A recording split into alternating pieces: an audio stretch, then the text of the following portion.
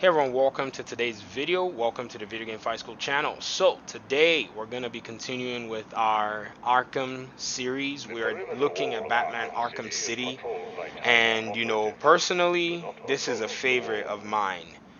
There is no other Arkham game that gives the surreal feeling as this game. Now, it is not my most favorite. To be very honest with y'all, I can't figure out which of the Arkham games I've played that is my favorite. If I could, I promise I'd tell you, but I just really can't. And also today on the show, I have Mr. FatNinja DM, and he's the not so, um, I would say he's not necessarily a Batman fan, so it's perfect that I'm actually walking him through this game and just showing him what this game has been able to accomplish from the aspect of production, gameplay, mechanics, and all of that. So say hi to the audience, Mr. Fat Ninja. Let them know you're here. All right, what's going on, everybody? This is Fat Ninja DM, 23-year dungeon master for Dungeons and Dragons, amongst other role-playing games. And once again, my mission statement is having a positive influence through positive gaming, helping people out when you're in role-playing games or MMOs or just life in general. And once again, I'm just really stoked and pumped and really honored that Gammy Daddy would, decide to have me on this little excursion, if you will. Yeah, and it truly is an excursion. Yeah, Uh, yeah. and those of you who are who are OGs on this channel, you know me as Gamey Daddy because you guys came from my other channel. So you also know my real name. I gave you guys my real name years ago. It's Imake. So if Mr. Fat Ninja calls me Gamey Daddy, don't get it confused with some other random person. It's me. You know my voice anyways, the same guy. But anyways, we're over here, and we just finished that whole Joker almost killing Selena Kyle fiasco, which I don't even think the Joker really intended to even take her out. I just never really know the Joker's intent, anyways. But now I got to go into this building. I don't know if it's a cathedral or what it is, but this is kind of very cool the way that they've done it. They bring you to this place, and it's actually a tutorial. You know what I mean? Like, it's not necessarily a just, oh, go complete this in a mission. It's like, no, make your way over there. You already know how to swing. They didn't tell you how to grapple. They didn't tell you how to glide. They just said make your way over there. But then the biggest tutorial that they like to emphasize in Batman games are his stealth tutorials. That's how they kind of start this game off. In the Arkham Knights, you're gonna see how they change it up a little bit and they do something else with the tutorial once you get there. So I don't know. I would say observe and let me hear your thoughts on how this scenario plays out. All right, cool. Well, first off, that the attention to detail with those cathedral walls, you could tell that those walls are hundreds of years old just by the wear and tear they showed on them and stuff like that. And also here in this instance here, just look at the detail of the wood. It looks worn.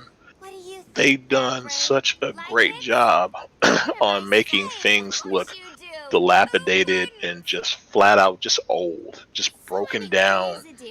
And once again, like I said in the first episode, it's just the drab and dreariness of Gotham. I mean, it looks like you're in Seattle on a Monday and you're late for work, and then you get two flat tires on the way to work during a rainstorm. Oh That's my. that's how depressing it is when you're going around Gotham, man.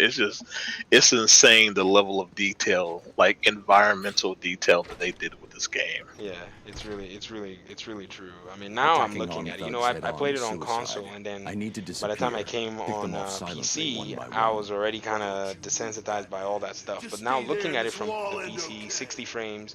I mean, yeah, maybe we could scale farther than 60 frames, but 60 frames just brings out enough detail for you to see. Now look at this is where they start giving you the tutorial for his Predator. That this is where, because Batman's combat is twofold in the other games. It's threefold in Arkham Knight, and that's because of the Batmobile. In this game and other Arkham games, it's twofold. So straight up brawl and then Predator conquest. So he goes all ninja. This is where he's implementing one of his, one of his fight techniques. There's a video that says that asks how many fight techniques does Batman know, and the guy came out with like 28 with some of the moves he'd been doing from the Arkham games. And then detective mode. 4 thugs, all armed. Yeah, it was crazy. And he literally was able to break it down very well. It's a very popular video. Very, very popular video. Well, yeah. Also, playing off, Batman lore. Of course, Batman comic buffs. They do know that Bruce, he trained in so many different types of martial arts, and it's really good how they can make stuff like that translate, because with like a Superman game, Superman is very one-dimensional when it comes to fighting. He really ever uses his brain, although he's very intelligent, but his answer to everything most of the time is just to go punch stuff in the face, which, hey, take him down from truth be told, hey, newsflash, spoiler alert, it works. Because it really the guy does. It really does. Right, but it's just so refreshing, though, to see this guy, Batman, Bruce Wayne, be able to take down those super-powered criminals and stuff with his mind. Yes, he could go punch stuff in the face, but, he's a human, so, if you want to punch, like, say, Solomon Grundy in the face, that's going to be a losing battle, so therefore he's got to use his brain, and, using his brain along with his martial arts makes him, I would rather fight Superman than fight Batman, because with Superman, you already know what you're getting. He's gonna fly at you, try to punch you in the face. That's pretty much what Superman is about. Yep. But with Batman, like you said this earlier, he got a stealth. I mean, he goes straight for ninja on you. But he can also come up to you and kick your ass too. Just as well as sneak up on you and put you in a chokehold and take you out. So I mean, yeah, Batman. Like I said, I'm not a super fan of Batman, but I totally respect how they have molded his character, especially over the years. Him having that more darker tone, instead of that kind of like clown aesthetic that he had back in the '60s with Adam West. But hey, still got to give the devil its due. What Adam West did for the Batman character still pushed it to where it is today. So he laid the groundwork. Very true. Very true. Very true. Definitely. I bought into Batman at Val Kilmer. I mean, I'm a little younger, so that's where I kind of bought into when it came to cinematic. I mean, I'd already been, I was already in from comics and animated series in the animated series of the 90s. I think, was it early or mid 90s? And that's where I was already bought in. That's where I was sold with Batman. Yeah. But when it came to cinematics, I really enjoyed Val Kilmer, and that had a lasting impression with Batman Forever. And Nolan's writing was also very powerful, And that, I mean, I don't know.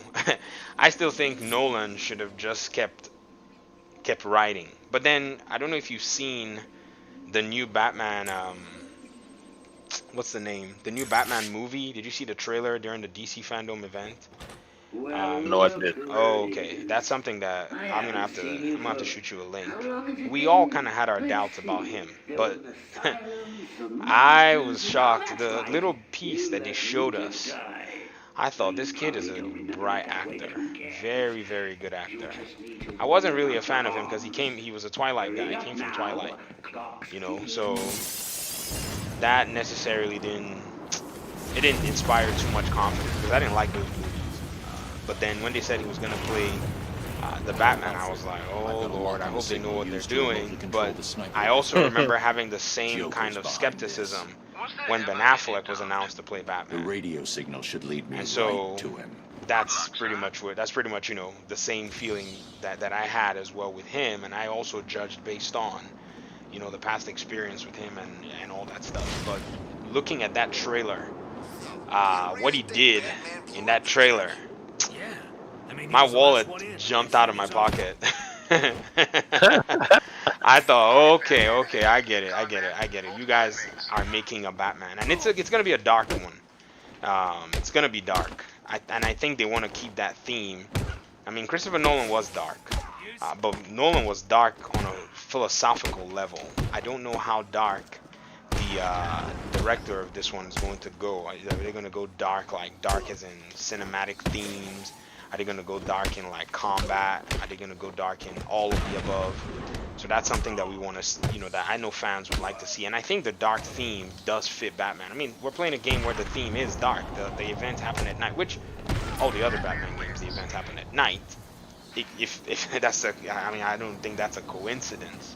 You know what I mean? Right. So that's neat. That's neat that the character does have. He has a box that you put him in, but the box is so big that there's room for exploration. If you get what I mean. Oh yeah, exactly. Yeah, I don't think the Batman aesthetic would work too well. Like Batman in sunny Florida, you know. Oh man, Say you Batman beating up is people, beating up people with sandals and socks on on the beach. dropping coconuts on their heads when they get naughty. Oh my gosh. Yeah, Yeah, yeah. that's gonna be Maybe from the '60s Batman that might have worked.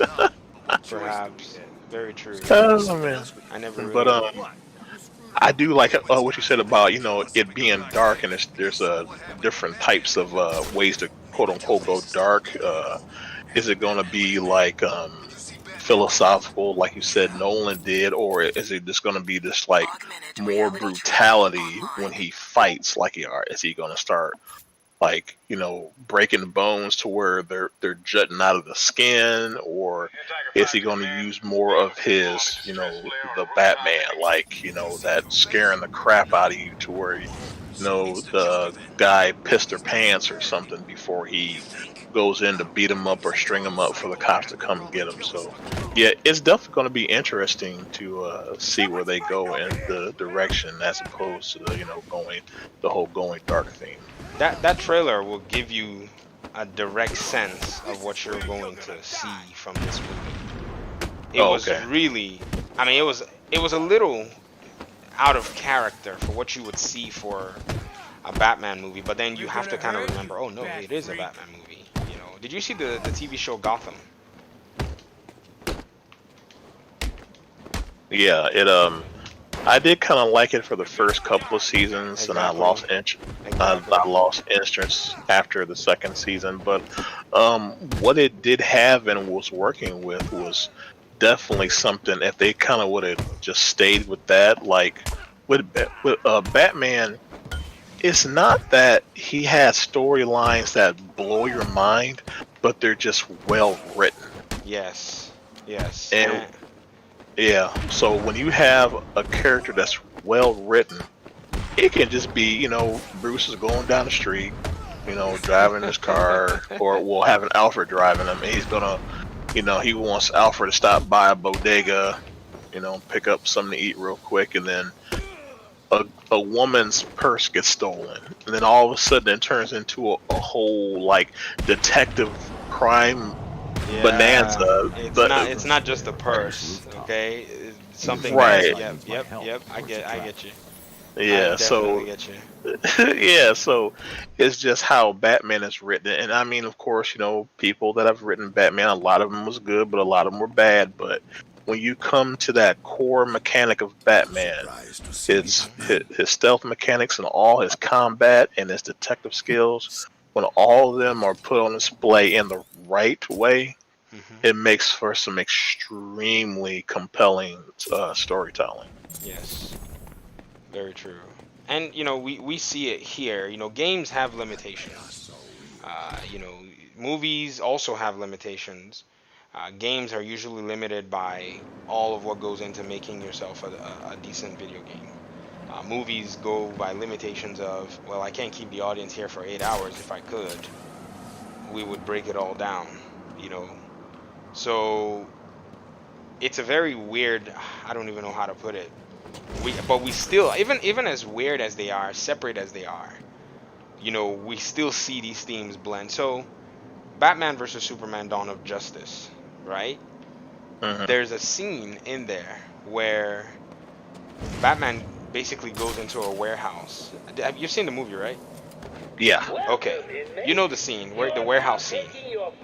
Yes. It's one of the most watched videos. That warehouse scene, I really wish you've played this game, but as we're playing this game, it's gonna start becoming apparent that they actually cinematically juxtaposed that scene with a lot of the established Batman gameplay that we had in years. It was a very strong tip of the hat to the Batman fans, to the Arkham game fans, because the way Batman fights there, he does some really interesting, you know, maneuvers. We're gonna see them in this playthrough, and it's really interesting that he doesn't hold back when it came to it. Like, he goes gung-ho with the bad guys and does all these things that, you know, in the game, yeah, they made some tweaks to it. Like this move right here. There's a move that he does where he uses his grapple gun. He shoots it out to the enemy, and then when they get close, he does a clothesline on them. He does that in that movie. He literally Yeah. yanks a guy towards him and Yeah. basically decks him in the face. Now, it's different. It's not a clothesline because the physics of that for a human being versus like a game character model is different, but I thought that was pretty cool. Then he did the Predator thing where he blows the hole on the ground, and then he like uses his grapple gun to also hang some guys over the top, and yeah, it was just really good. It was just really good, and the direction. In fact, everybody loved that scene and said, "Why could the whole movie not just be like this?" Because that movie dragged, man. Oh my goodness. Yeah, Right. it dragged. It really dragged. I really wish they would do a director's cut, or Snyder would take that his 300M that they gave him and just do 150M on that direction, and then try to make that movie something fun. But I liked it. I'm a fan at heart, and I like Superman too. Superman is, when it comes to my favorite superheroes, Superman has got to be top 5. Batman is number 1 up there, and I like some other. They're not superheroes. They're kind of like, what do they call them? Anti-heroes or anti-villains? Yeah. Yeah. Anti-heroes. Yes. And but Superman, he is top 5 on that list, hands down. So Oh yeah. that's why that movie kind of resonated with me regarding that. I'm trying to figure out where I gotta go. I'm supposed to follow the Joker's radio signal, and he is somewhere. He's around here somewhere, but it's been a while. I haven't played in a while.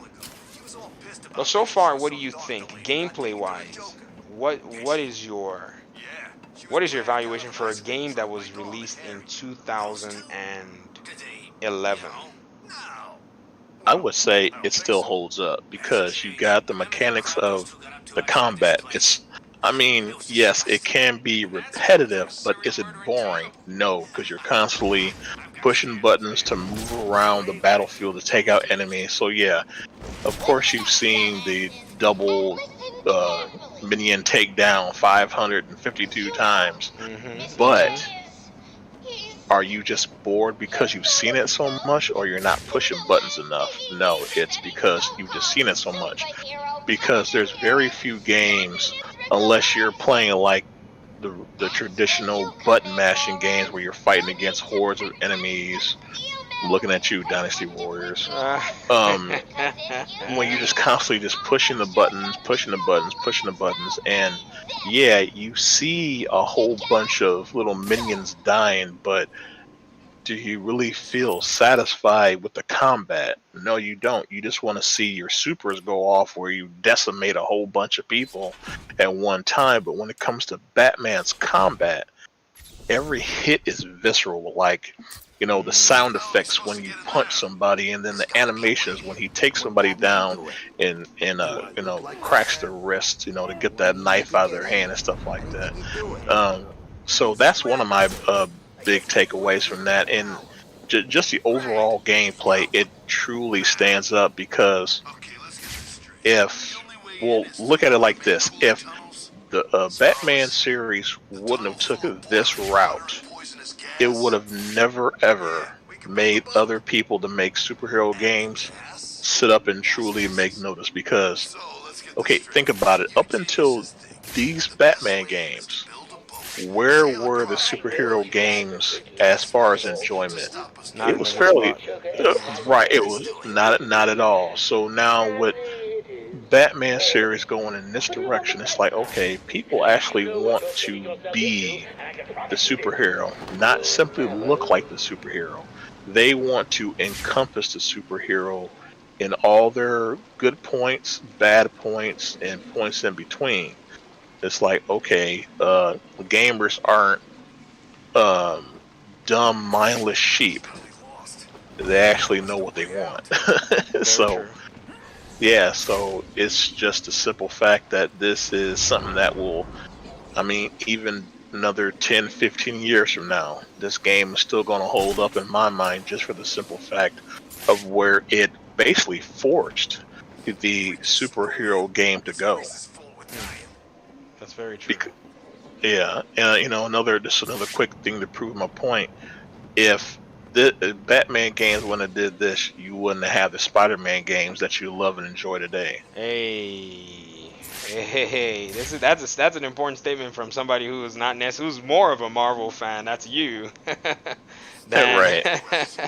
That that's a big statement. Now, no one doubts it, no one disputes it, and what I've realized is there's a lot of mutual respect, from the Spider-Man community in terms of the games towards the Batman community, because even the developers, I don't know if you know the creative director, Brian Intihar.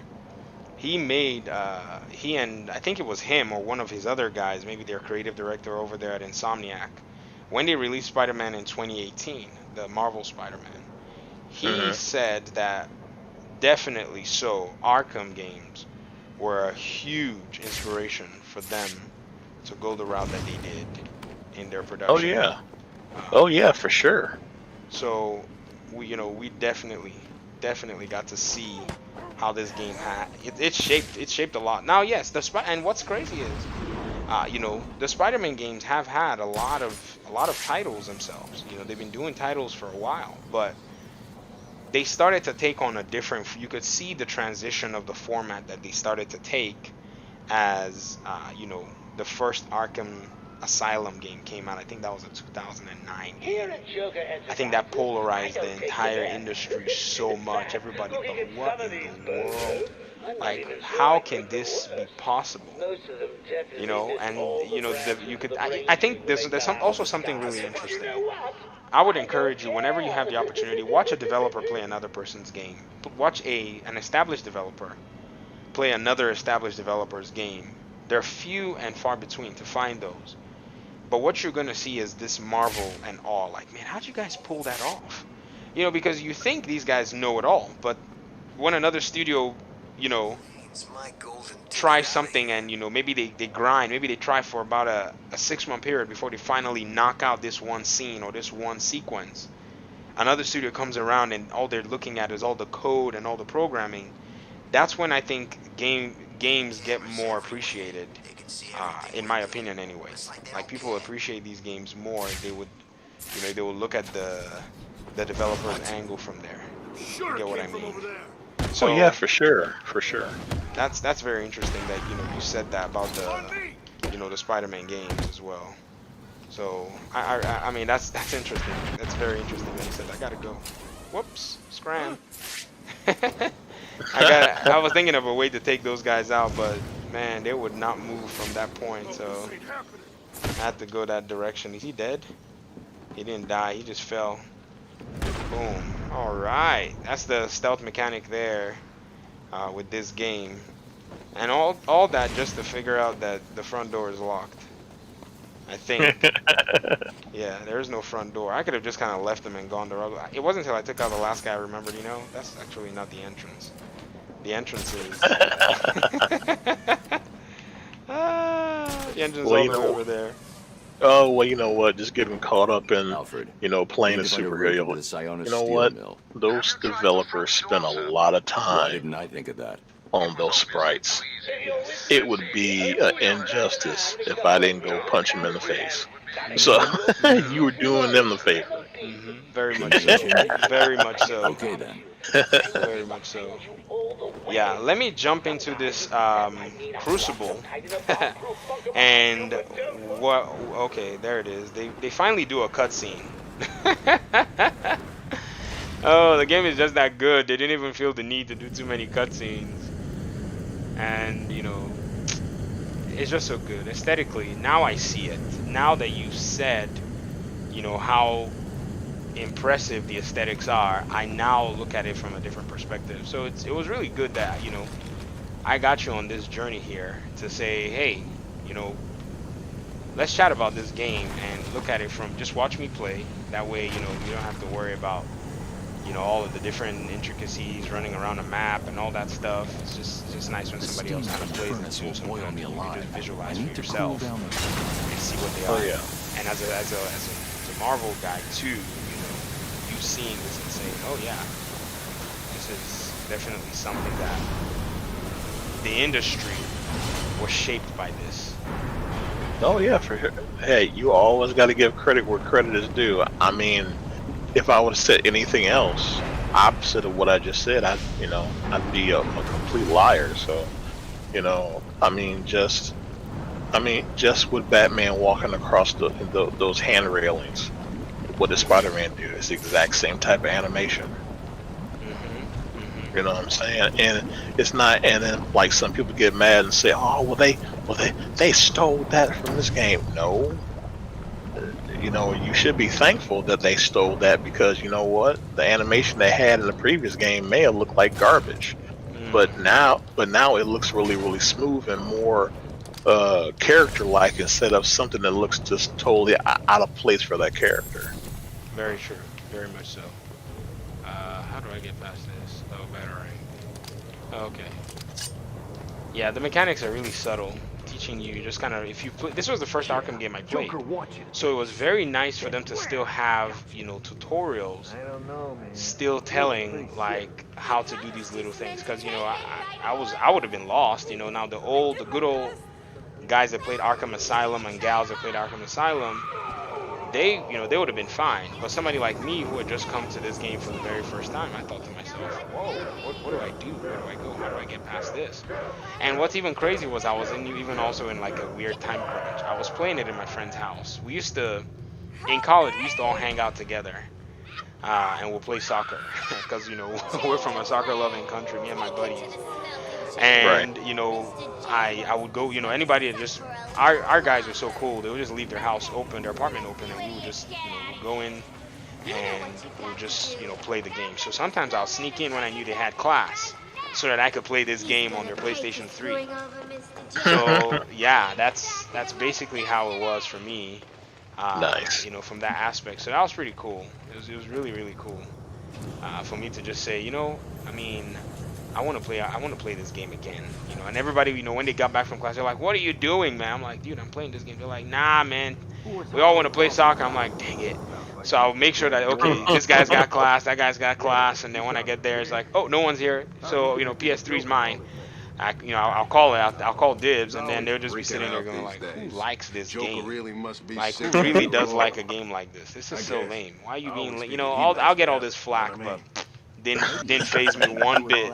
I just wanted to play it. Oh yeah. So the next step I took, I think, was because in college I didn't buy myself a video game. I said, nah, man, I won't study. So all through college, I did not own a console. I purposefully did not own a console. Now I was broke too, but I could have saved up. I mean, how much were they going for then? But I purposefully said, nope, I am not doing this, and I think that was a smart choice because once I got married, boy, I was gonna go buy a video game, and somebody said, "Oh yeah, I got an extra Xbox 360. You want it?" I said, excuse me? I said, yeah, I got a 360. I said, of course I want it. Sure, you can have it.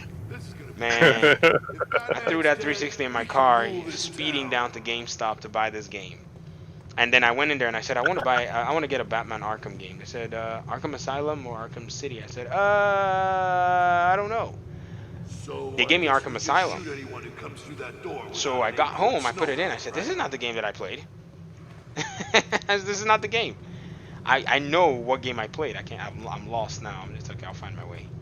And so I went back. I said, is there another Arkham game that, you know, they said, oh yeah, there's another one, Arkham City. I said, all right, it's probably that one, because this is definitely not the one I played. This one's like, it's kind of okay, but I want to finish that one that I started, because my buddies won't let me finish it, you know, because they're always sucker hungry. Oh, we want to play soccer. Blah, blah, blah, blah, blah. So finally got to beat the game, and yes, I said, okay, now I see what everybody's doing. Let me try to get out of it. I think there's a puzzle I gotta go. There's some kind of a puzzle I gotta solve. I can't believe Harley actually managed to kill I was about Batman. to say, man, I am absolutely lost. I definitely enjoyed your nostalgia story. Hey, people, put your favorite video game nostalgia stories down in the comments. I would definitely like to see them. I remember one for me in particular.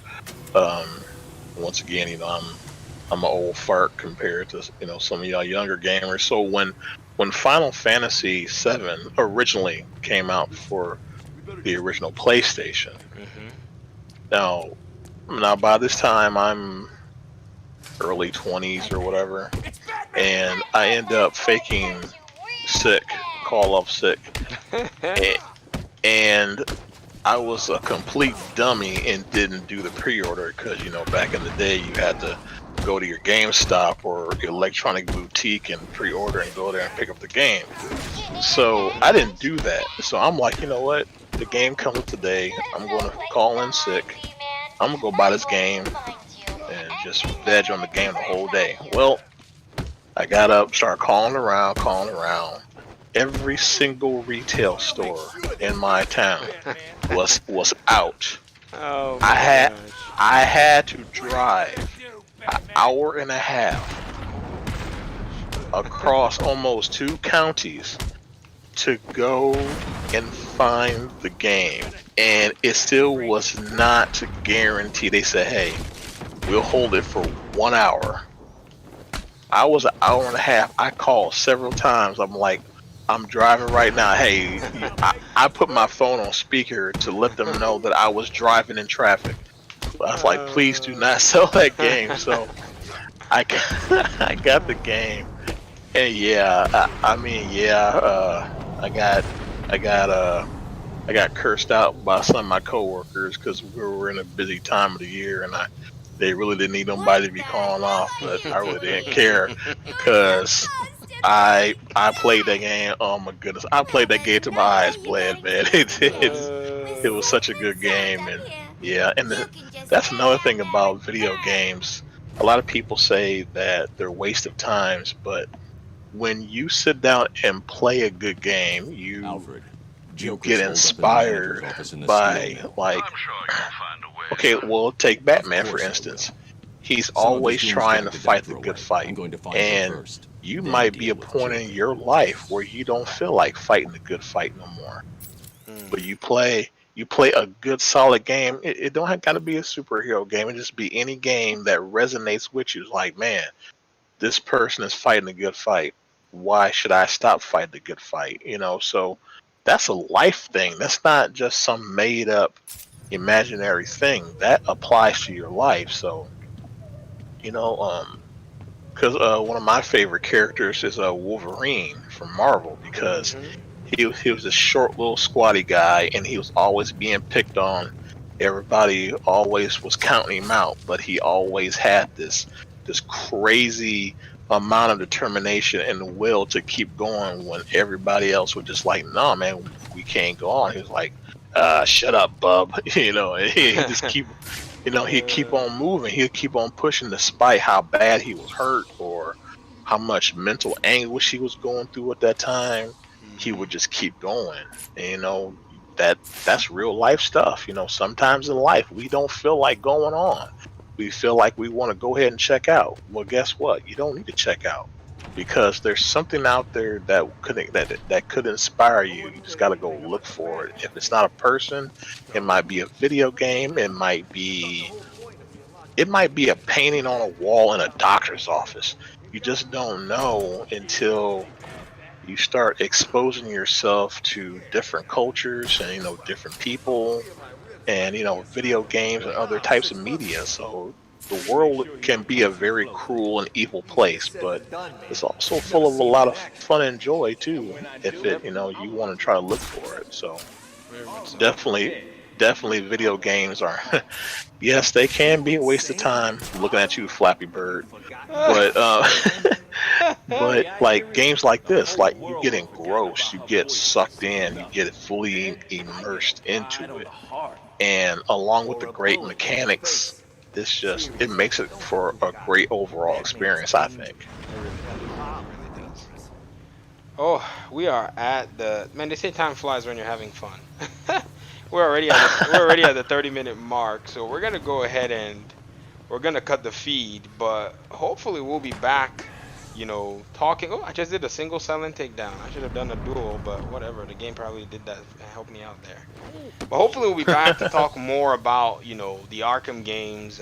We'll be going through Arkham City for our first one. Maybe we'll track back to Arkham Asylum, but to be very honest, I'm looking forward to tracking forward to Origins. Origins is up there. I think Origins and Knight, they fight for first place when it comes to me. And I really want to show you that game because Origins was done by a different studio and they had more fire in their blood when they were getting that, because they had to walk in the footsteps of these guys. They literally got assets from Rocksteady. Rocksteady was like, here are these hard drives. It's got our assets, go deal with it. So they reversed engineered stuff, gave their own textures, did soundtracks and environment. They created their story. And that game is very, very unique too in its own right. It's one of the games that is kind of like the prodigal child, because they'll make like all these, collector's edition, and it will only feature the 3 that were made by Rocksteady. There's no remaster for it. It just kind of was that. Let's just fill it in. And so we'll talk about those, ladies and gentlemen. So thank you so much for hanging with us. We appreciate it. Leave comments in the comment section if you enjoy this format. Let us know. And hopefully we'll talk soon as we're walking through and looking forward to Gotham Knights. So, peace out and have a good